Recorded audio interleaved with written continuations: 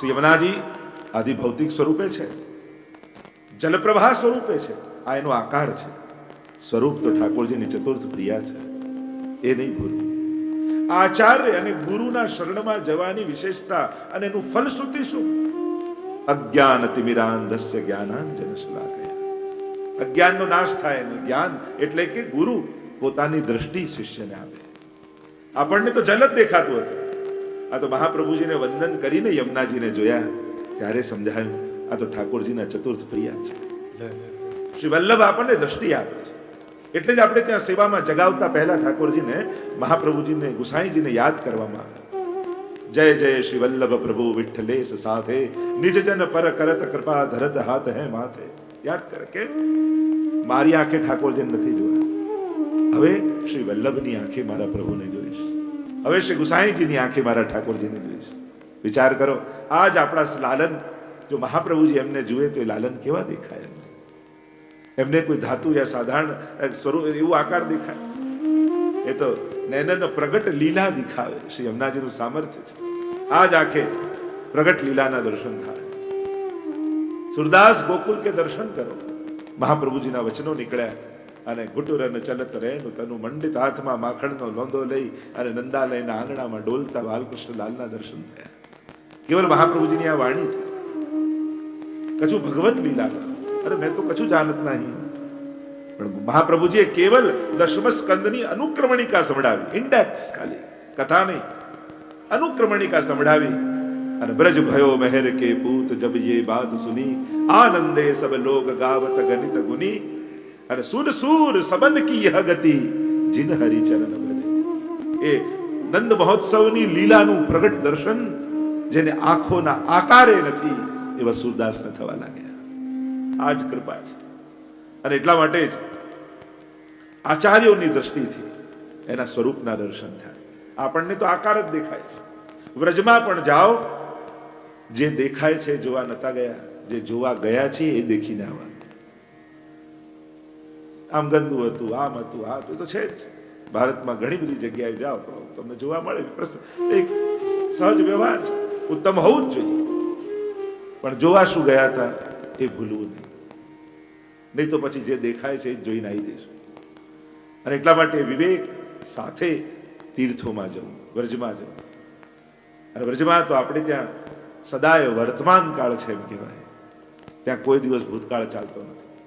એમ કૃષ્ણ ચરિત્રને સમજવા માટે આ ત્રણ બાબત સમજવી નિતાંત આવશ્યક છે.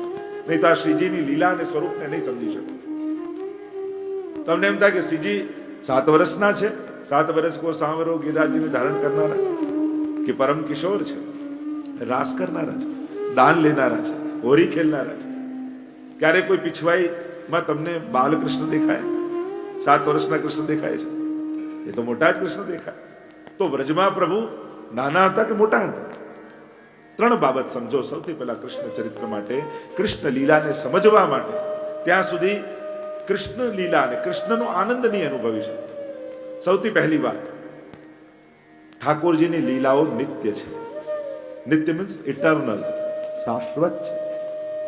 એટલે કે આટલા 1000 વર્ષ પહેલા ઠાકોરજીએ લીલા કરી હતી એવું ન કહેવાય. આજે પણ એ લીલા ચાલી જ રહી છે. જેમ પ્રભુનું નામ શાશ્વત છે, પ્રભુનું ધામ શાશ્વત છે, પ્રભુની લીલા પણ શાશ્વત છે, ઇટર્નલ છે. આજે પણ એ બધી જ લીલા થઈ જ રહી છે. અને એટલે જ અષ્ટસખાઓના પદોમાં એ તમે જુઓ, કોઈ દિવસ અષ્ટસખાના પદમાં ભૂતકાળ તમને વાંચવા મળે? કોઈ બી પદ ઉપાડ્યું, કન્ટિન્યુઅસ પ્રેઝન્ટ ટેન્સ, ચાલુ અર્થમાં. દેખો રી હરિ ભોજન ખાન, આજ દધી મીઠો મદન ગોપાલ. બધું જાણે આંખની સામે થઈ રહ્યું છે એવી વાતો છે. અષ્ટસખાનું પદ લો, ચહેવત છાક સલોની ખાઈ રહ્યા છે. ખાધી હતી એમ કોઈએ નથી કહ્યું. ગિરિરાજી ઉપાડ્યા હતા એવું કોઈએ નથી કહ્યું. હોરી રમ્યા હતા એવું નથી કહ્યું. ખેલી રહ્યા છે, થઈ રહ્યું છે, આરોગી રહ્યા છે, બિરાજી રહ્યા છે. પ્રત્યેક પદ તમે જોઈ લો, ક્યાંય કોઈ ભૂતકાળ નથી. પૂર્ણ વર્તમાં, ચાલુ વર્તમાન, આંખની સામે આ થઈ રહ્યું છે. આરોગી રહ્યા છે, ખેલી રહ્યા છે, નાચી રહ્યા છે. આ કૃષ્ણ ચરિત્રની મધુરતા છે. એટલે એક વાત સમજી લેવું, આ બધી લીલાઓ નિત્ય છે. આજે પણ થઈ રહી છે અને આજે પણ થઈ રહી છે એટલા માટે આજે પણ એનો અનુભવ થઈ શકે છે. એ તો ઘણીવાર લોકોને એમ થાય આટલા હજારો વર્ષ પહેલા ઠાકોરજી આ લીલા કરી તો હવે એનો અનુભવ ક્યાંથી થાય, હવે અમારી પ્રાપ્તિ એ લીલામાં ક્યાંથી થાય? એટલા માટે થાય કે આ લીલા થઈ જ રહી છે. નિત્ય લીલા નિત્ય નવતમ શ્રુતિ ન પામે પાર. આ તો નિત્ય છે, નિત્ય નવતમ છે, ઇટરનલ છે, શાશ્વત.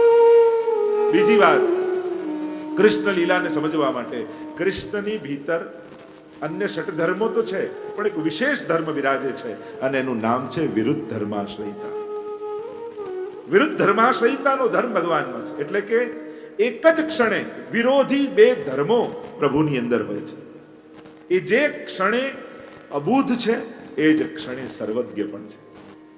એકવાર પ્રભુ મણિકોઠામાં પ્રવેશ કરી ગયા, ચારે બાજુ મણીઓથી જડેલા સુંદર સુંદર થાંભલાઓ અને માખણની મટકી લીધી, હાથમાં આરોગવા લાગ્યા અને મણીમાં પોતાનું પ્રતિબિંબ દેખાયું તો ગભરાઈ ગયા. અરે કોઈ બાળક મને જોઈ ગયું, ડરી ગયા કે મૈયાને કહી દેશે. એટલે માખણ લઈ પેલાને ખવડાવવા લાગ્યા, લે તું થોડું ખા પણ મૈયાને કહેતો નહીં. આવા અબૂધ પરમાત્મા જ્યારે યશોદંદ પાસે આવે છે અને કહે કે આ ઇન્દ્ર કોણ છે, અને ત્યાં ભગવાન જ્ઞાનોપદેશ કરે છે. જે ક્ષણે અબૂધ છે એ ક્ષણે સર્વજ્ઞ પણ છે. જે ક્ષણે અસમર્થ છે, આ આંગણીએ ચાલતા ચાલતા ચાલતા ઘૂંટણીએ ઉંબરો ઓળંગ્યા તો ખરા નંદાલયમાં, આગળના બે હાથ ગયા પણ પાછળના બે પગ ઉપડ્યા જ નહીં, અને એવા ઉંબરામાં ફસાઈ ગયા, આમે ન જાય, આમે ન જાય, આમે ન જાય. और जब सूरदास ने दर्शन किए तो बोले, अरे वो बल कहां गयो जो हिरण्याक्ष मारे. अरे પેલા હિરण्याક્ષને ઉપાડીને લઈ ગયા, પૃથ્વીને દાઢમાં ફસાવીને લઈ આવ્યા, અને કુંભરોય નથી ઓળંગી શકે. અને એ જ પ્રભુ ઘૂંટણીએ ચાલતા શકટ ભંજન પણ કરી દે, તૃણાવર્ત બકાસુર આદિ અસુરોને પણ મારી દે. એ સર્વ સમર્થ પણ છે. મુખ ખોલે અને બ્રહ્માંડના દર્શન એની ભીતર થાય. તો આ વિરુદ્ધ ધર્માશ્રય ધર્મ બંને સાથે એક ક્ષણે પ્રભુ બાલક પણ છે, પલ્લામાં ઝૂલી રહ્યા છે. અને એના પદોમાં આવે કે જ્યારે લોકો દર્શન બ્રજભક્તો કરવા આવે, ખરેખર દ્રષ્ટિ માત્રથી જેનો જેવો ભાવ હોય એવા ભાવની પૂર્તિ કરે. એ જ ક્ષણે કિશોર પણ છે. અનેકવિધ લીલાઓના પ્રસંગો આવે કે જ્યારે સ્વામીજી સખીઓ સાથે પધાર્યા, યશોદાજીને કહે, લાવ લાલનને અમે રમવા લઈ જઈએ. કે ઠીક છે, લઈ જાઓ.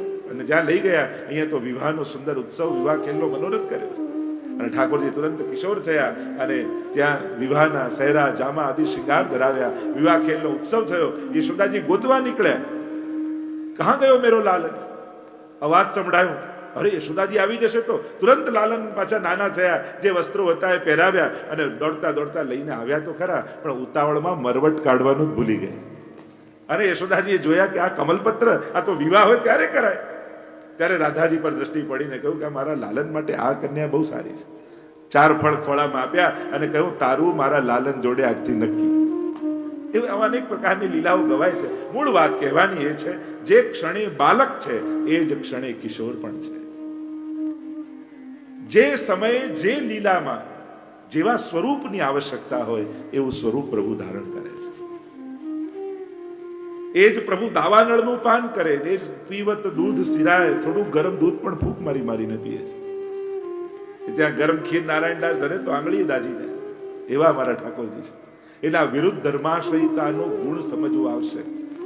એટલે વ્રજમાં કિશોર બી છે સદાય, અને સદાય બાલક પણ છે. અને એટલા માટે જ્યારે આ ભાવ આવે, આપણે નથી સેવામાં કરતા, શૃંગાર પછી પલ્લા કરાવીએ અને પલ્લામાં ઝુલાવીએ, અને એ જ કલાક પછી રાજભોગ ધરીને સરાઈ કુંજનો મનોરથ કરી દઈએ. દેખન કુંજ કુટીર ચલ સખી કુંજ ગોપાલ જહાં, ત્યાં કિશોર ભાવ આવી જાય. તો ત્રીજી વાત કૃષ્ણ ચરિત્રમાં સમજવા માટે, એક કૃષ્ણ એવા છે જેને સર્વ ભાવે ભજી શકાય છે. એને સર્વ ભાવે ભજાય. તમને એક કલાક પહેલા બાલ ભાવ પણ કરો, પછી કિશોર ભાવ પણ કરો, સાક્ય ભાવનું દાન કરે, અને પાછા જગાઈ અથવા પોડાવતા હોય ત્યારે દાસ્ય ભાવ કરી દંડવત વંદન કરીને પછી એ જઈએ. સર્વ ભાવ કૃષ્ણમાં સિદ્ધ છે. અને એટલા માટે જ્યારે ગોપીજનો રાસમાં ભાગતા હતા અને ત્યારે પરીક્ષિત મહારાજે પ્રશ્ન કર્યો કે કાંત ભાવથી દોડી રહી છે ગોપીઓ, છતાંય પ્રભુએ કૃપા કરી. સુખદેવજીએ કહ્યું કે કયા ભાવે દોડે છે એને જોઈશ, કોની તરફ દોડે છે જો.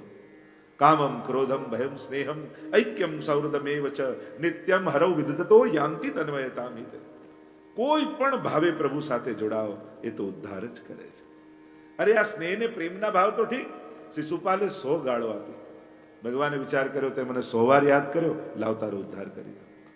કંસને ભય લાગ્યો, કૃષ્ણ આવશે, કૃષ્ણ આવશે. દ્વારપાલમાં, સિપાહીમાં, પત્નીમાં બધે કૃષ્ણ દેખાય. પ્રભુ કે તને તો સર્વાત્મ ભાવ થઈ ગયો, લાવ તારો ઉદ્ધાર કરી દો.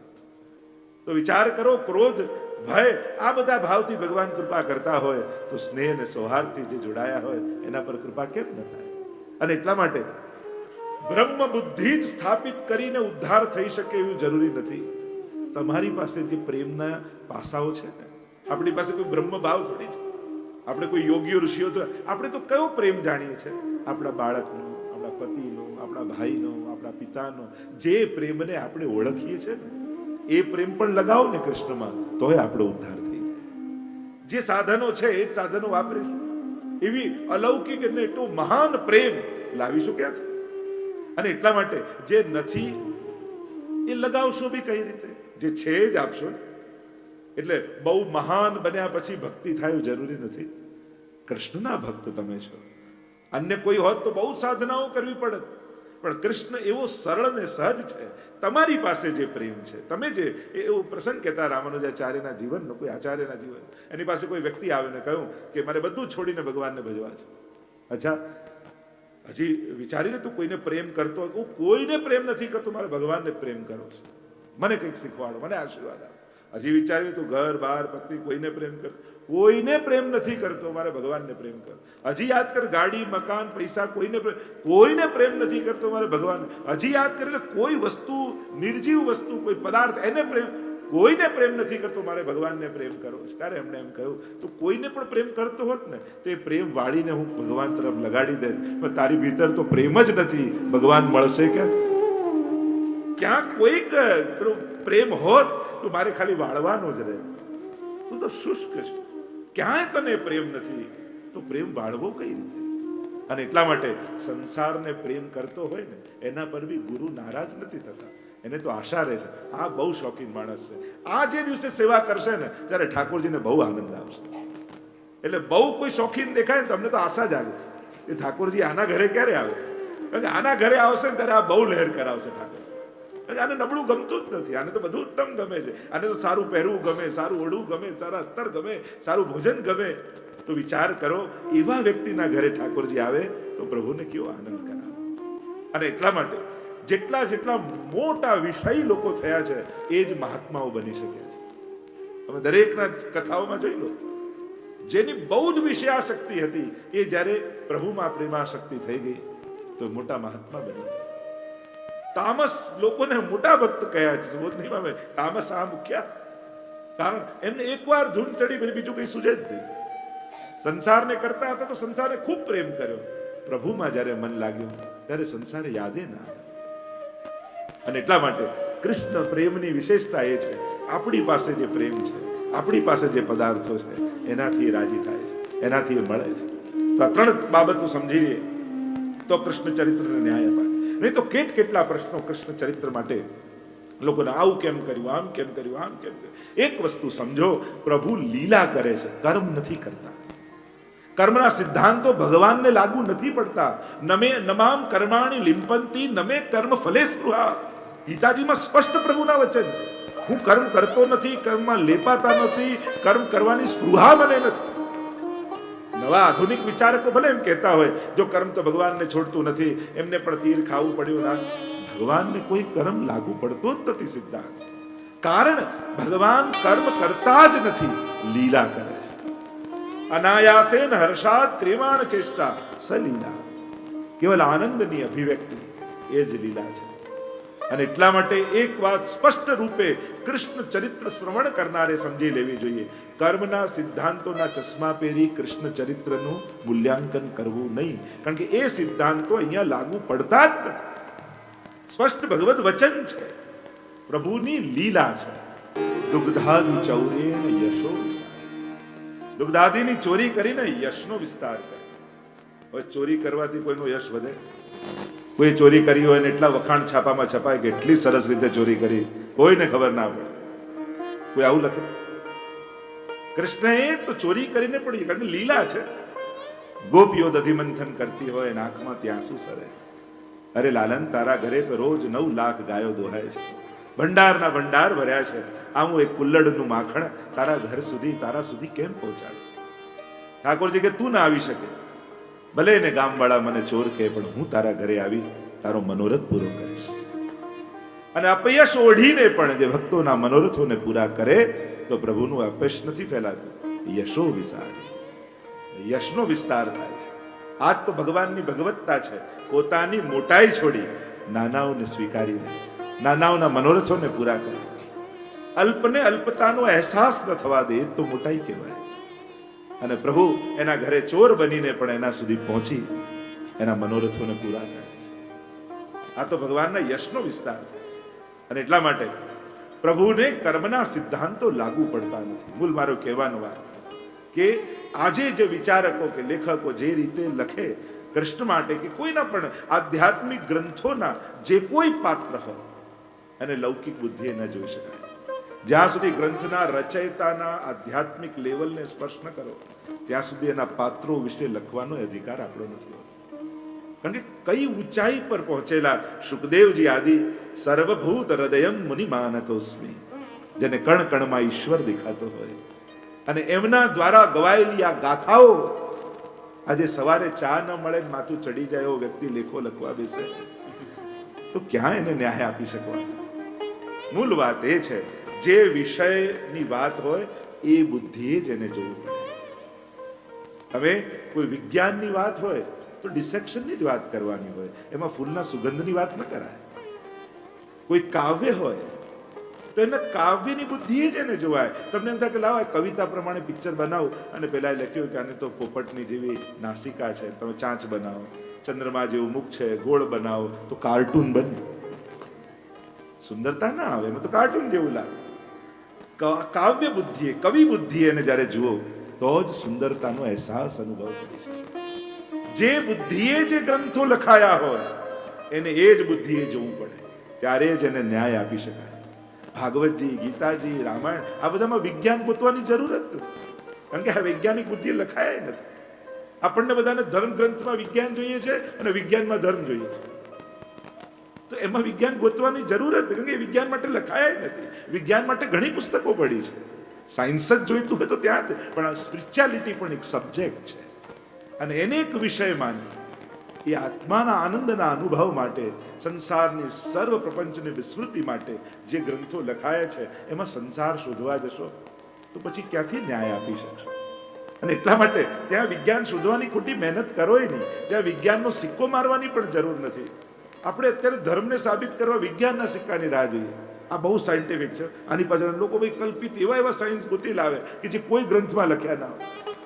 અને એ જો એ સાયન્સ પેલા ઋષિને બતાવો તો એને ચક્કર આવી જાય કે આવું તો વિચારીને મેં લખ્યું જ નથી કે આ તિલક કરવાથી એક્યુપંચર થાય ને એક્યુપ્રેશર થાય. તો ડોક્ટરો શું કરશે જો આપણે આનાથી એક્યુપંચર કરી દઈશું? આ બધું જ આનાથી હાર્ટનું સારું થાય, આનાથી સારું થાય, તો બિચારા આટલા 10-10 વર્ષ ભણીને હેરાન થાય છે. તો ભાઈ તિલક કરીને જ ફરો ને તો એક્યુપંચર થતું હોય. એવા ખોટા સાયન્સની જરૂર નહીં નથી. સ્પિરિચ્યુઆલિટીનો એક પોતાનો સ્વતંત્ર અનુભવ છે. અને એ જગતમાં જ્યારે તમે આધ્યાત્મિક જગતમાં પ્રવેશ કરો છો, એ આત્માના જગતમાં જ્યારે પ્રવેશ કરો છો ત્યારે એનો અનુભવ કંઈ જુદો છે. એ તો ત્યારે જ આપણે એનો અહેસાસ કરી શકીએ.